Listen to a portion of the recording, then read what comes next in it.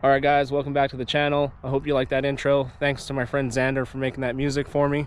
But today we're going to be going over the mods on my 07 Mustang. So here we have the car on the outside.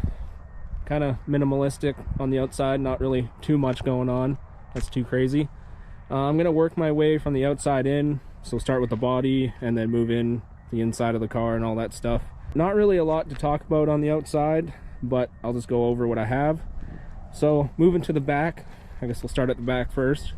I have Raxium Vector V2 taillights. Really like these taillights over the standard taillights that are on this car. So gives it a little bit more of a modern look. And to tie that in, I have the Raxium side markers. So they're black with a little red LED strip. 100 times better than the stock one, so had to do that just to tie in the back together. And next up, I actually don't know where this is from because it was on the car when I bought it, but I have this black trunk panel thing, so I think it looks pretty good. I'm still kind of on the fence if I should take it off because I do kind of like the shaped look without the keyhole or the emblem hole, but for now I'm just going to leave it because it's not hurting anybody. And you know, it does look pretty good, so it's gonna stay for now.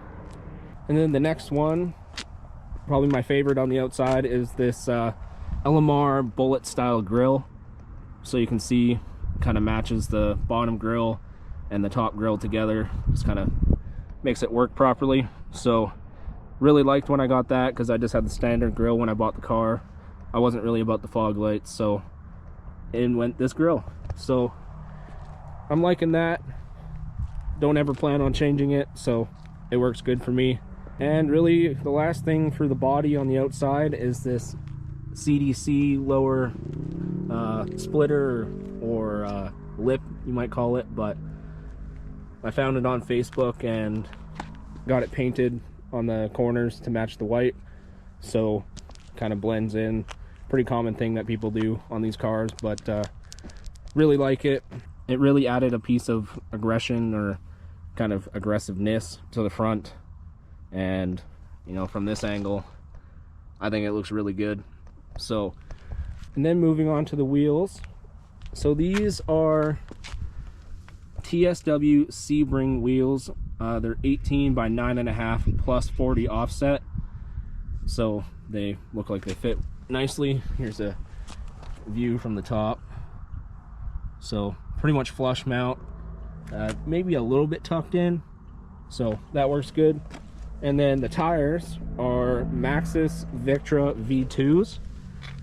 So these are 200 tread wear, kind of like a track tire, and they work really good on the street. Not really the greatest in the rain, but I've been caught in the rain a few times and haven't had a major issue. So you can kind of see the tread, which there's not a lot of, so not a ton of tread going on, but they work really good on the track and everything. I definitely would get another set, just because I street and track this car, so I do need to get a second pair of wheels to actually have like a proper track tire, and then you know, just a street tire. But for now, these are like a really good middle ground. I can hook pretty much second gear all the time. The tires are even remotely warm, so can't complain about that. I used to have Nitto NT 555s on all four corners, and it would just blow the tires off. So wasn't having any of that, so we had to make a change, and these were a good choice. So now I'm going to move on to the suspension. There's not a lot I can really show you guys because the car's on the ground, but I'll show you what I can. So here's a QA1 strut tower brace. So a little bit different than your standard because it connects in 3 different spots. So I think it's doing a good job, you know, keeping the car rigid on the track and everything, stop things from flexing. I'm just going to kind of power through most of these because I can't really show you guys a lot, but I do have a Steeda lightweight radiator support, if I could talk properly. I don't know if you can see it, but it's kind of right there. Steeda adjustable front sway bar. I'll see if I can poke my camera in there, show you guys. Not really. But you can also see my Steeda adjustable end links, the little blue thing back there. It's kind of dark, but they're back there. And then for control arms, I have Steeda lower control arms with X5 ball joints. So that's kind of their heavy duty ball joint. I don't think I can show you guys, but yeah, you can't see it.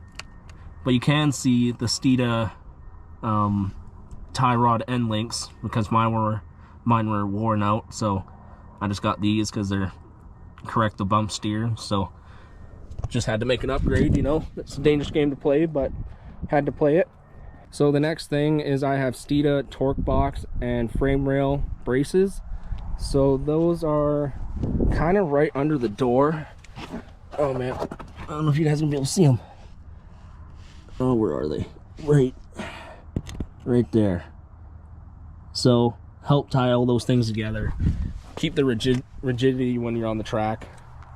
And then moving on to the rear, there's quite a few Steeda parts on this car, but it is mixed with some BMR parts. I do have a Steeda adjustable panhard bar, so I'll sit down here, try and show you guys. But you can see that Steeda panhard bar back there, the Steeda adjustable rear sway bar, and the billet sway bar end links, so you can see that there. And then I don't know if you can see it, but I do have a BMR panhard bar brace. Yeah, it's kind of hard to see, but it is back there. And then for the stance of the car, I do have Eibach Sportline springs and Eibach Pro damper front and rear struts and shocks, I guess, in the rear. So can't really, yeah, you can't even see them. I should have probably done this in the more daylight, but Sportline springs and Eibach struts and shocks, so matching set. And then tying the front end together, I have GT500 strut mounts up top here. So they don't really look any different, but apparently they're a little bit stiffer, and apparently they help with like the clicking problem when you turn. So I just replaced mine with those, and they seem to do great. I didn't really notice a huge difference when I put them in, but you know, if they're a little bit stiffer, I'll take it. So pretty easy. If you already got the strut out, might as well do it, especially if yours are the OEM ones, which mine were at the time. So I know quite a few guys like coilovers, and I think I'm headed in the coilover direction eventually, but it's kind of hard to say at the moment because this car is kind of like a 50-50 street and track car. So, you know, I don't want to throw everything on the track or everything on the street and then you suffer in one of the other ones. So it's kind of a middle ground car right now. So I know you can adjust coilovers and all that stuff, and I'm sure you can make something work, but I would really just rather pick one or the other. So right now this works, this setup for the suspension, but if I was going to go full track car and, you know, this car would never see the street again, I'd definitely get coilovers. And I don't know what brand, but that's what I would do, just because a lot more adjustability and camber plates on the top, so you can change your camber and your caster, all that stuff. So right now I can't really change a lot, but I do have Eibach camber bolts, so it gives me a little bit of adjustment, but not like a ton. So it's a little bit of a give and take kind of situation, if that makes sense. And the last thing to tie in the whole suspension, everything like that, is a rear upper control arm from BMR plus the bracket. So changed the whole thing since mine was pretty wore out and it was kind of clunking around.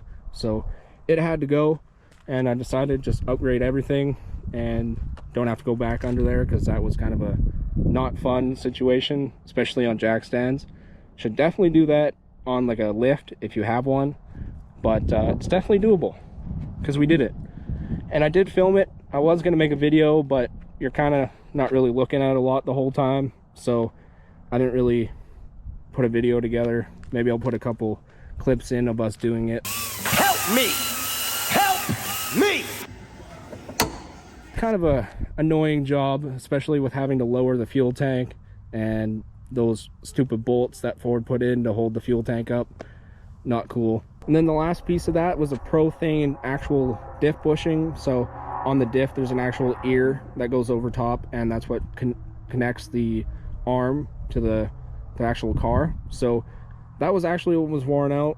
It was pretty smoked, so probably the most annoying thing to actually get out too, because we drilled around the bushing, finally got it out, and then had to clean everything up, put the new bushing in. So that was probably the most annoying part, other than the fuel tank.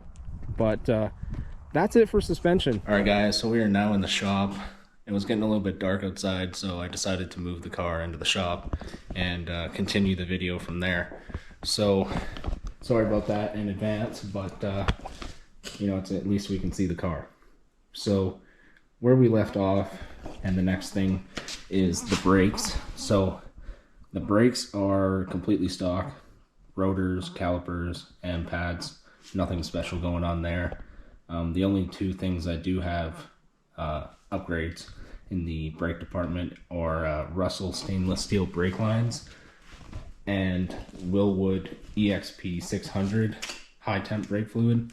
So just a few small things, but that's it for brake mods. So I'll take a look at the old phone here, because that's got my list on it. All right, so that would be Driveline. So can't really show you guys a lot on the Driveline, but for rear gear I have 410s. I like that gear. I'm considering 373s, but I think that'll be another year. I'm just gonna run the 410s with the Procharged, see if I like it on the track and everything like that. If not, I'll change it. And along with that, I have a Ford Performance one-piece drive shaft. So gets rid of that two-piece, and I think it's a little bit lighter. But that is all the mods on the Driveline part of things. Moving on to the transmission. Can't really show you guys a lot of the transmission, but what I do have is this MGW short throw shifter.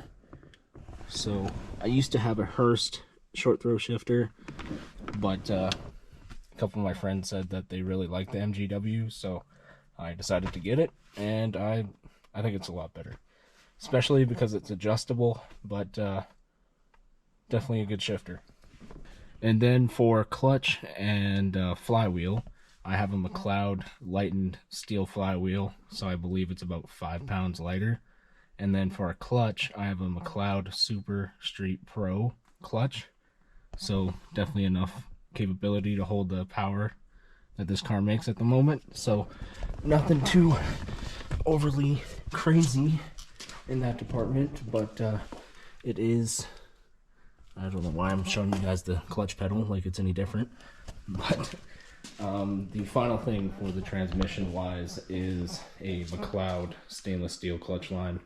So it's pretty much the same as a brake line, and yeah, I already have the transmission out, so might as well do that kind of mod when you're in there. And let's see what else we have on the list here, because I forget.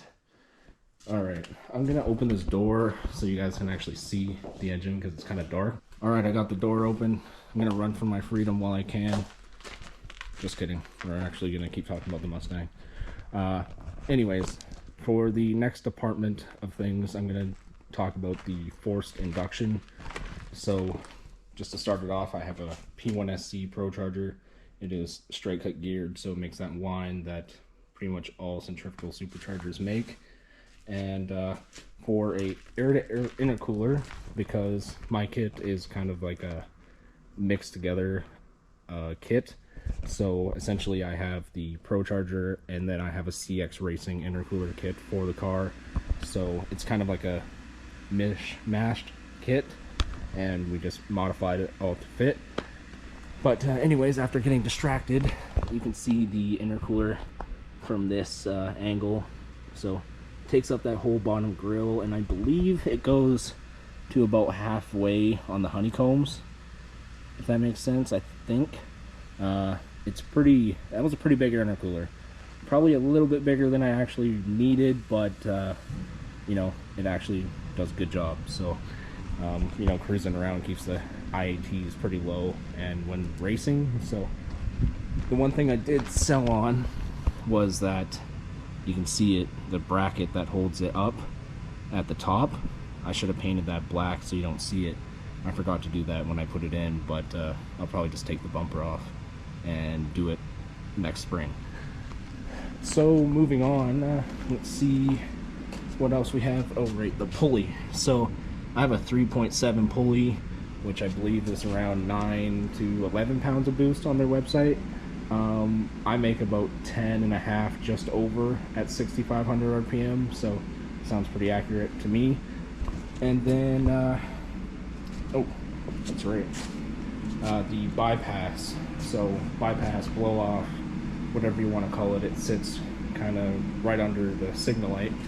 I just have the out the box one, which according to Procharger is called the Pro Flow Bypass, according to them. So just your standard one, no big red or anything. Maybe a big red in the future, but for now that one's loud enough, I think.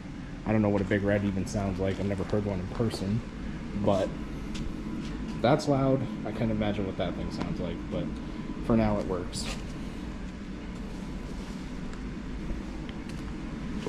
And then for gauges, to kind of tie the forced induction thing in, because you know most of the NA cars you probably won't have these, is a innovative AFR wideband, as you might call it, and a innovative boost gauge down here.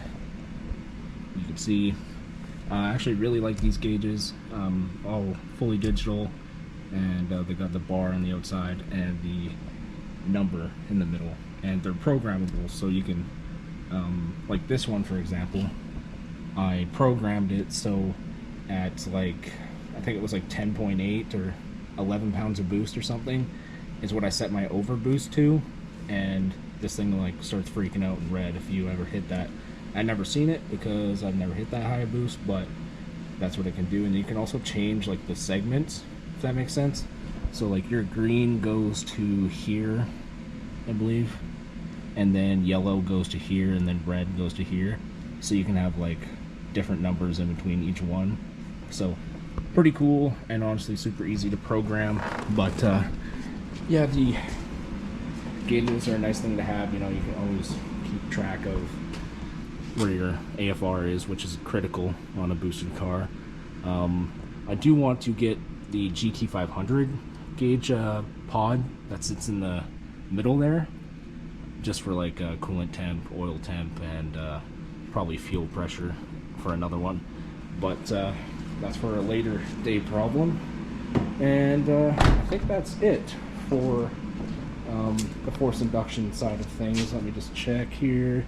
Yep, that's it. So moving on to, I guess, the exhaust is a BBK long tube headers, stainless, and then to match with that, BBK off-road X-pipe and NBRP axle deck with street mufflers. So I'll just put the camera under there. See that? So I'll put a couple videos on the screen for you guys to listen to of what the car sounds like.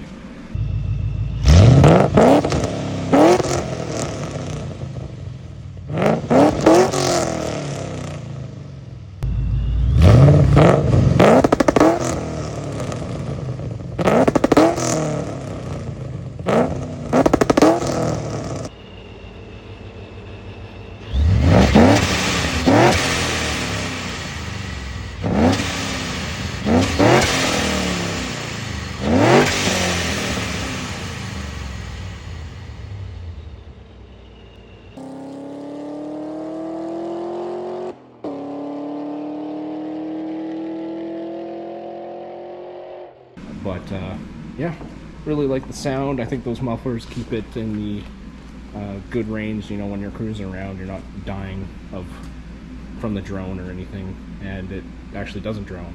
But yeah, other than that, you know, exhaust is a pretty up to your own opinion.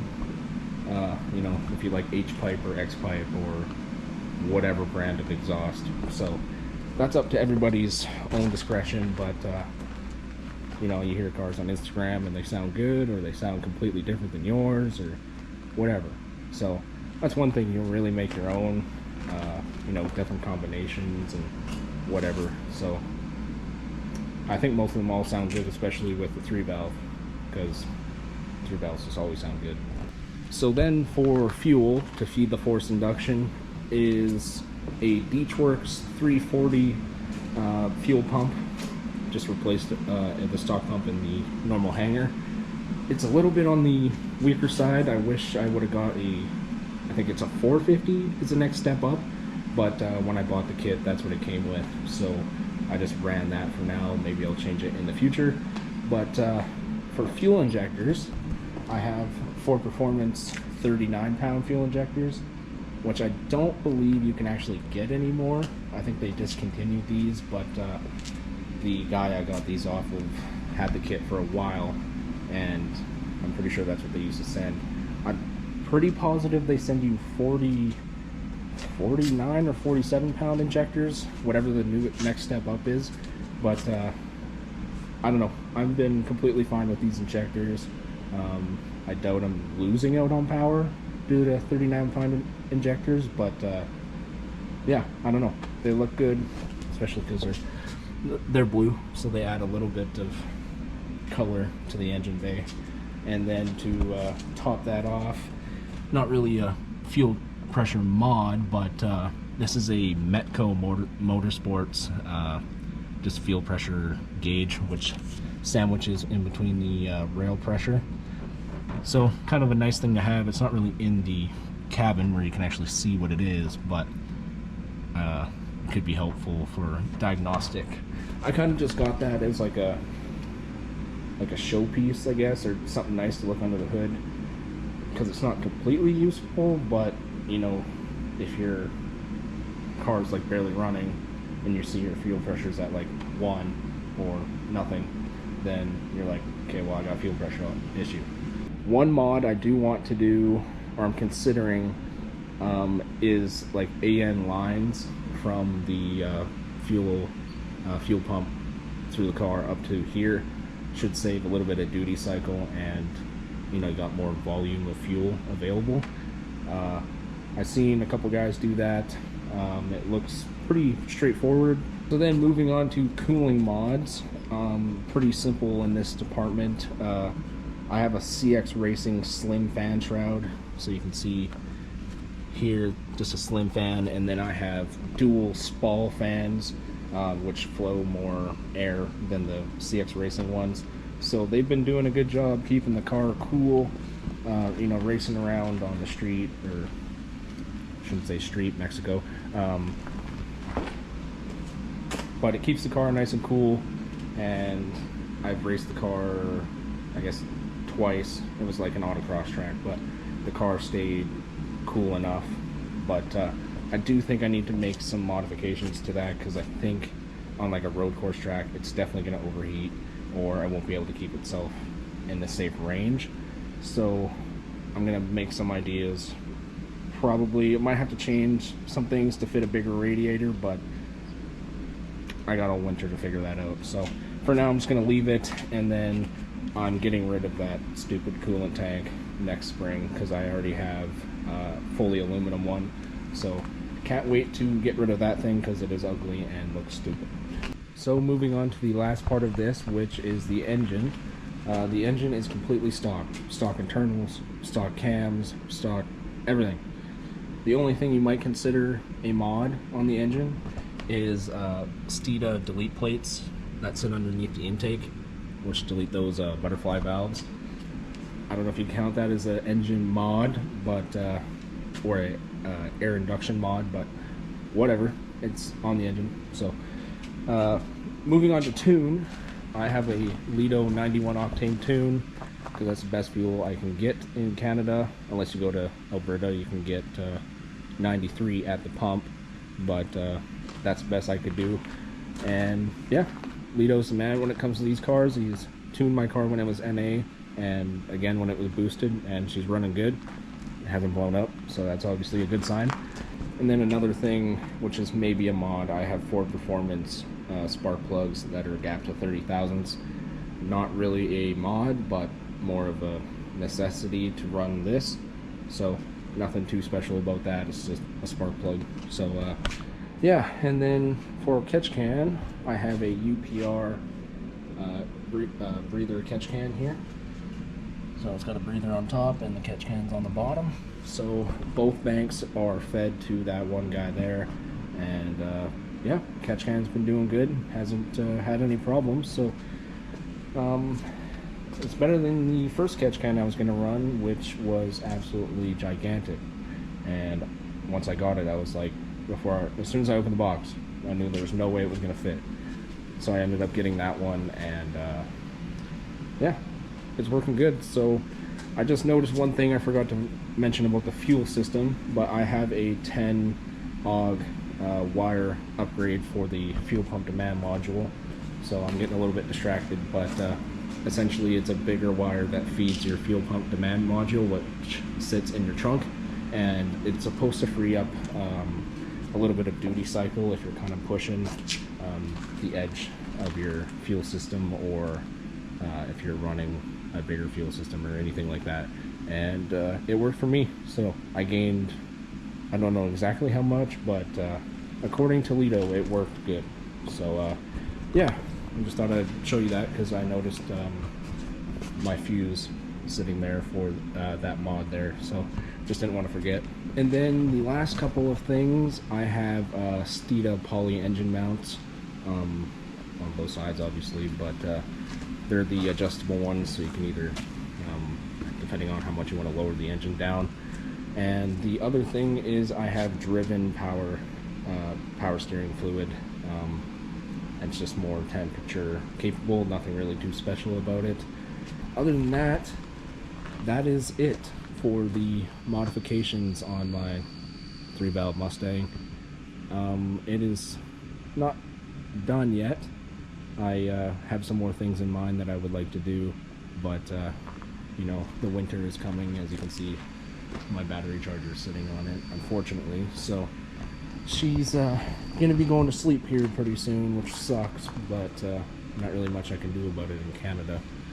And I have a couple things sitting for the car, especially that. Overall, I hate that thing. That thing sucks, but it'll be gone next year when I have that aluminum one in there. And then one thing I guess I'll kind of spoil, but I'll show you guys anyways, is I have GT500 brakes on standby for this car for next year, from this generation. So they're 4-piston